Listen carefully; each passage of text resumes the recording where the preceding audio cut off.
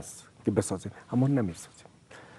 رئیس جمهور نو ما هم در مو کمیسیونا حضور داشت. در مو وقت بود در تسلیمی نیروهای خارجی از نیروهای خارجی به مسئولیتش ای باوده داشت. ای هم در وقت انتقال قدرت مسئولیت های امنیتی از خارجی ها بر نیروهای افغانی این مسئولیتش باوده داشت. ای در وقت هم میفهمید که چی گپ است. من فکر میکنم که در این قسمت تا هنوز خود از این استراتژیش مشخص نیست که چی باید بکنه. پس شما عقیده دارین که حکومت جدید، حکومت وحدت ملی، این هم تعریف مشخص از دوست و دشمن در 5 سال دیگر یا کمتر از 5 سال دیگر نخواهد داشت؟ تا فعلا اینا را قاتلین، دشمنای مردم افغانستان که هر روز کشته میشن، اینا را دشمن سیاسی خود میخونن. من فکر میکنم که تا 5 سال آینده امی برنامه و روند و استراتژیش امی بوده باشه، کدام چیز تغییرات نمیده. اما با این تفاوت حکومت قبلی یک رئیس جمهور داشت و حالا اینجا قدرت تقسیم شده 50-50. مسئولیت جانب دیگر چی است؟ مسئولیت جانب دیگر امی دشمنای مردم افغانستان میخواند. معاون اول رئیس جمهور دشمن مردم افغانستان میخواند. یگانه کسی که استاد از شخص خود رئیس جمهور است که میگه اینا دشمنای سیاسی مردم افغانستان هستند. اما ما گوش کنین، سربازی که در 6 ماه از هلمند تا هنوز رخصتی نامده، به خانه‌اش نامده رخصتی، بیچاره بی واسطه است، کسی نداره. خود ضابطی که در اوج می جنگه به دفاع از کشور است، به دفاع از این مردم است، تا هنوز خانه نامده، واسطه نداره. شما ببینید که حداقل تقدیر نشده.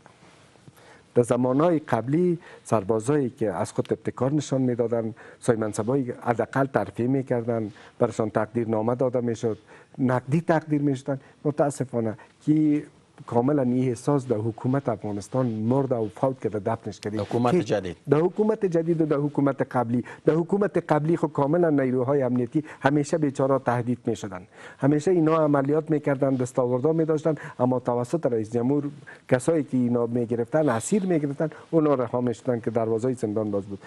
و در حکومت جدید هم تا هنوز بر از اونا تقدیر نشدیم، هیچ چیز نشدن. که نه تنها تقدیر نشدین که در هر جای برو تبدیلی بند است. میگم که یک خرد ضابط از اونم موجه نامده تا بره. در حکومت قبلی یک خرد ضابط در نیمروز شهید شده بود. به خدا قسم است که در 2 روز شهیدیش انتقال نمیکرد، مربوط وزارت داخله بود. بالاخره ما از امی ایرلاینای شخصی خود ما توسط مردم از ایران انتقال شدیم. بله آقای شریقی، این که رئیس جمهور از مخالفین مسلح یک تعریف داره، رئیس اجرایی تعریف دیگر، معاون اول یک تعریف، بالاخره اینمی تضاد مفکوره، بالاخره تضاد تعریف چه مشکلات جدیدی را میتونه به بار بیاره؟